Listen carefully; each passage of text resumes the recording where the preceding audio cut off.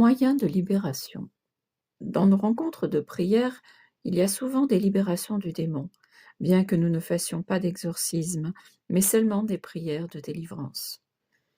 Le croyez-vous ou pensez-vous que nous nous faisons des illusions? Je le crois parce que je crois en la force de la prière.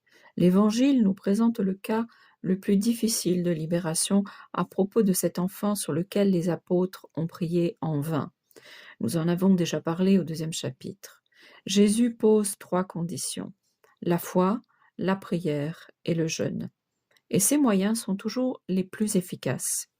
Indubitablement, la prière est plus forte quand elle est faite par un groupe.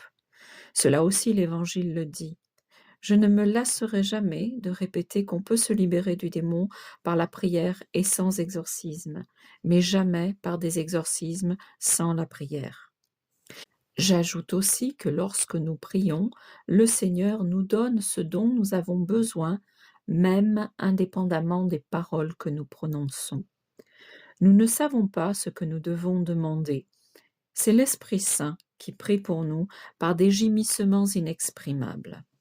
C'est pourquoi le Seigneur nous donne bien plus que ce que nous lui demandons, bien plus que ce que nous oserions espérer. J'ai vu des personnes libérées du démon pendant que le père Tardif faisait une prière de guérison, et il m'est arrivé d'assister à des guérisons pendant que monseigneur Milingo faisait des prières de délivrance. Prions, et c'est le Seigneur ensuite qui nous donnera ce dont il juge que nous avons besoin. Existe-t-il des lieux privilégiés pour la libération des troubles maléfiques? C'est ce qu'on entend parfois. On peut prier partout, mais depuis toujours il est certain que sont privilégiés les lieux où le Seigneur s'est particulièrement manifesté, ou qui lui ont été directement consacrés. Déjà du temps du peuple hébreu, nous trouvons toute une série de ces lieux, là où Dieu s'est manifesté à Abraham, à Jacob, à Isaac. Pensons à nos sanctuaires, à nos églises. C'est pourquoi les libérations du démon n'ont souvent pas lieu à la fin d'un exorcisme, mais dans un sanctuaire. Le père Candido aime particulièrement Lorette et Lourdes parce que beaucoup de ses patients ont été libérés dans ces sanctuaires.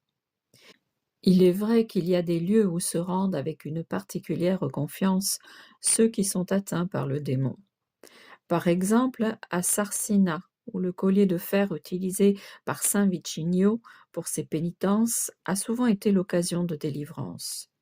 Il fut un temps où on allait au sanctuaire du Caravaggio ou à Clausetto, où l'on vénère une relique du très précieux sang de notre Seigneur. Dans ces lieux, les personnes atteintes par le démon ont souvent obtenu la guérison.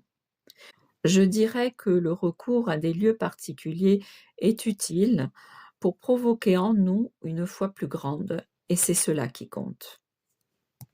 Je me sens libérée. La prière et le jeûne m'ont plus aidé que les exorcismes qui n'ont obtenu que des améliorations passagères. J'estime que ce témoignage est sérieux. Substantiellement, nous avons déjà donné plus haut une explication.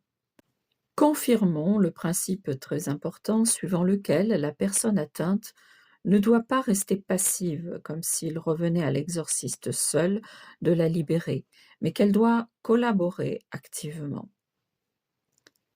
Je voudrais savoir quelle différence il y a entre l'eau bénite et l'eau de Lourdes ou d'autres sanctuaires, et de même la différence qu'il y a entre l'huile exorcisée et l'huile qui jaillit de certaines images saintes ou qui brûle dans les lampes qu'on voit dans certains sanctuaires et qui est utilisée avec dévotion. L'eau, l'huile et le sel exorcisés ou bénis sont des sacramentaux. Mais même s'ils reçoivent une efficacité particulière par l'intercession de l'Église, c'est la foi avec laquelle ils sont utilisés qui, concrètement, détermine leur efficacité. Les autres objets dont fait état la personne qui pose la question ne sont pas des sacramentaux, mais ils ont l'efficacité que leur confère la foi, puisqu'à travers eux, on invoque l'intercession en rapport avec leur provenance, la Vierge de Lourdes, l'Enfant Jésus de Prague, etc. Je suis sujette à des vomissements continuels de salive épaisse et mousseuse. Aucun médecin n'a pu me donner d'explication. Si vous ressentez un bienfait, c'est peut-être le signe de la libération d'une influence maléfique. Souvent, celui qui a été victime d'un sortilège s'en libère en vomissant de la salive épaisse et mousseuse.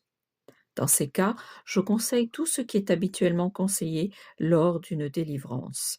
Prière assidue, sacrement, pardon du cœur, comme nous l'avons déjà dit. De plus, boire de l'eau bénite et de l'huile exorcisée. J'ignore pourquoi, mais je suis très enviée. Je crains que cela ne puisse me nuire. Je voudrais savoir si les jalousies et les envies peuvent être cause de troubles maléfiques. Elles peuvent l'être seulement si elles sont l'occasion de jeter un sort. Autrement, ce sont des sentiments qui rongent celui qui les a et qui, sans aucun doute, troublent la bonne entente. Pensons simplement à la jalousie d'un conjoint. Elle ne cause pas de troubles maléfiques, mais rend malheureux un mariage qui aurait pu être réussi. Il n'y a pas d'autre trouble. On m'a conseillé de faire souvent des prières de renoncement à Satan. Je n'ai pas bien compris pourquoi. Il est toujours très utile de renouveler les promesses du baptême, par lesquelles nous réaffirmons notre foi en Dieu, notre adhésion à lui et renonçons à Satan et à tout ce qui vient du démon.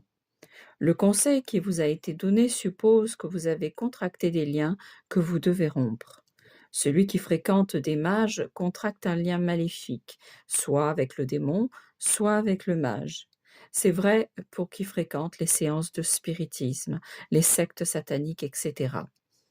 Toute la Bible, et surtout l'Ancien Testament, est une invitation continuelle à rompre tout lien avec les idoles et à nous tourner énergiquement vers le Dieu unique. Quelle valeur protectrice est attachée au fait de porter au cou une image sainte? Beaucoup font usage de médailles, crucifix, scapulaires. Si ces objets sont utilisés avec foi et non pas comme des amulettes, ils ont une efficacité certaine. La prière en usage pour bénir les images saintes insiste sur 2 points. Imiter les vertus de celui ou celle qui est représenté sur l'image et obtenir sa protection.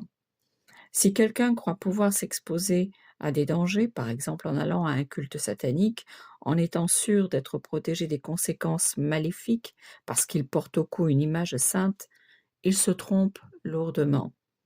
Les images saintes doivent nous encourager à vivre notre vie chrétienne de manière cohérente, comme l'image elle-même nous le suggère. Mon curé soutient que le meilleur exorcisme, c'est la confession. Votre curé a raison. Le moyen le plus direct pour combattre Satan, c'est la confession, parce que ce sacrement arrache les âmes aux démons, donne la force de lutter contre le péché, unit toujours plus à Dieu en conduisant les âmes à conformer davantage leur vie à la volonté divine. À toutes les personnes frappées de maléfices, je conseille la confession fréquente, si possible chaque semaine.